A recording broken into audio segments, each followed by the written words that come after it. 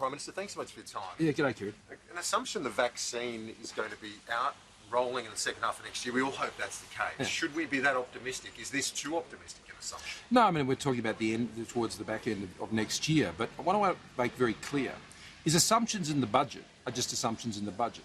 They don't determine whether we're doing tax cuts or not. They don't condition whether there's the bring forward of investment allowances or these sorts of things. All those measures, that's what's in the budget. That's the plan. The assumptions are there to ensure that as best as we know the situation right now, then it enables us to do the estimates of how the books all add up. But they don't condition. Those assumptions don't determine whether we're going to have tax cuts or not, or that the pensioners will get their $250 this year and next year. All of those things are in the plan, regardless of what those assumptions say.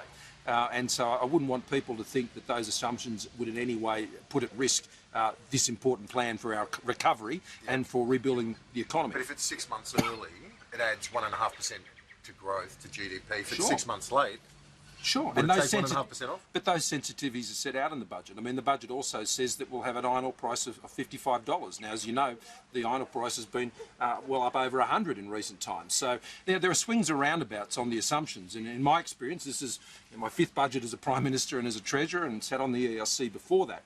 Now, there are swings and roundabouts on the assumptions, and we'll see how they level out in time. I know everyone's asking you about the record debt, but I want to flip that question and say, should you have borrowed more? Because in terms of the repayments, they're not going up because interest rates are so low. Should you have borrowed more? Do we need more fiscal stimulus right now? No, the COVID-19 recession is not a blank cheque. It's not. You still need to be targeted, you still need to be temporary, and you still need to be proportionate. But you also need to be scalable. And they were the principles we set out, as you'll recall, back in March. And we've been true to those in this budget. I mean, 90% of the spending we have in this budget is this year and next year. And I compare that to what happened with the GFC many years ago. The spending went on for years and years and years. They were still building school halls in schools that had closed down. But it's cheaper to borrow, isn't it? Of course it's cheaper to borrow. And that's what's enabled us, I think, to do what's in this budget.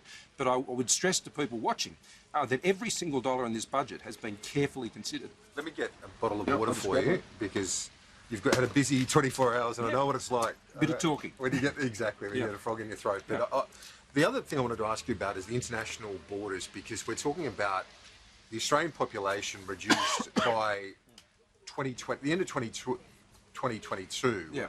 There will be 1 million less Australians because of migration, international student restrictions. You've mentioned Howard Springs before, that facility in the Northern Territory, as a potential way to repatriate Australians. I'm wondering, have you thought about using a facility like that, or a number of them, to start cranking up migration again, start cranking up the international students? Yeah, of course we have. And we've got 2 pilots running now in the Northern Territory and in South Australia, and I suspect we'll see more. And the task between now and particularly the beginning of next year's university year gives us plenty of time, I think, now to plan on how we can hit next year running a lot harder than we were able to this year. I mean, when the COVID-19 recession and virus pandemic hit us at pretty much the same time the year was beginning. And there was a lot of unknowns. There are still unknowns going into next year, but a lot more knowns, and that will help us, I think, plan around that. But with COVID-19, there are many things that, there's not much you can do about it. Obviously, our population increases are going to be infected by the COVID-19 virus, but that's why the stimulus measures and other measures are so important. But you might be able to crank up that the international students and migration so that the numbers might not be as you can mitigate it, and that's we'll be working closely with the states and territories on that. What about the state borders, though? Mark McGowan last week said, "Oh well, it's not in our interests to reopen." Please do, feel free. But Mark McGowan last week talks about not reopening because it's not in their interests. South Australians, Northern Territorians don't earn as much. They're not going to spend as much. What do you make of that sort of argument, that economic protectionist argument? Shouldn't it be based on the health advice? Well, it should only be based on the health advice. I'm very sorry. It should only be based on the health advice. That's the only reason to have any of these border restrictions. And if there's any other reason than that, then they're not being honest with the Australian people. Did this budget, was it a wasted opportunity in reform sense? Because Anthony Albanese says there are no structural reforms. He doesn't know what he's talking about. This budget, 3 core components. The first one is to cushion the blow, and we've seen that with all the measures we've had up until now, and they continue well into next year. The second part is the recovery plan, and that is bringing forward hiring hiring decisions on the job maker hiring credit, bringing forward investment decisions on the investment allowance and the loss carryback provisions, bringing forward the tax cuts to put more money back in people's pockets so they can keep more of what they earn. And the third component is the building for the long-term future. And that's where we've got the energy reforms. There'll be more workplace reforms that comes out of the process the Eternity has been working on. There's the job trainer and skills training reforms that are in place, the digital transformation reforms, the research and development reforms, the manufacturing plan, and the list goes on. There is a large plan that deals with the long-term future as well as the right here and right now. But you didn't pursue company tax cuts again. You didn't bring forward the third phase of income tax cuts. Have you taken the path of least resistance? No, not at all. What we've focused on... Because you don't want to fight? No, no, not at all. This budget is targeted to what we need to do right now. And what we need to do right now is bring forward those important decisions. And those important decisions are about investment, they're about hiring, they're about training.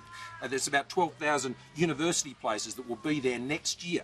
Next year, 12,000 additional for school leavers. 340,000 training places there this year. So there's a lot in this budget which is dealing with those immediate challenges. But as I outlined before the budget, whether it was particularly on the energy plan or the deregulation plan, what we're doing with the environmental, the EPBC Act, fast approval times, the infrastructure plans that are there, the national water grid, what we're doing around opening up gas basins, all of this is part of the longer term plan to rebuild our economy for the future. Normally it's the Treasurer, as you know, you chaired the ERC, you chaired the Expenditure Review Committee in this process. Why did you want to take ownership of this budget? No, the Prime Minister always chairs the Expenditure Review Committee. Malcolm Turnbull used to chair it when he was the Prime Minister and Tony Abbott before him. So you haven't taken a greater ownership of this one as opposed to previous budgets? No. Okay. No, that's fair. You must have got the wrong end of the stick on that one. Well, generally you see the social media posts, various other elements, you know, that we see. You always with the Treasurer. You're a former Treasurer. Yeah. No? Okay. We're a great team. Good team. Josh has done an amazing sharing. job, as you know, this is Matthias Cormann's last budget, and he has been a key part of that team for many, many years. One last question. You've got another interview to get to, but China. So much of the budget depends on trade with China. Madame Fu, a former ambassador to Australia, she said just this week that both countries need to show their sincerity and courage to get out of the current dilemma. Yeah. She's also pretty influential still in Beijing. Do you sense that might be a start to some thawing? Do you hope to see? Well, look, I would always hope, and we're always open for that. I mean, Australia has just taken a very consistent position. Does that sound promising to you? That's Well, I'll take any encouragement because it's important for Australia. But this is our approach to the relationship. We're for a positive and good relationship. It's a mutually beneficial relationship.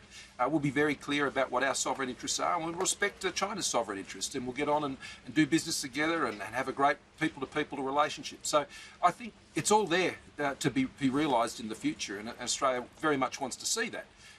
But you know, that comes with respect for Australia's sovereign interests, just as we respect theirs.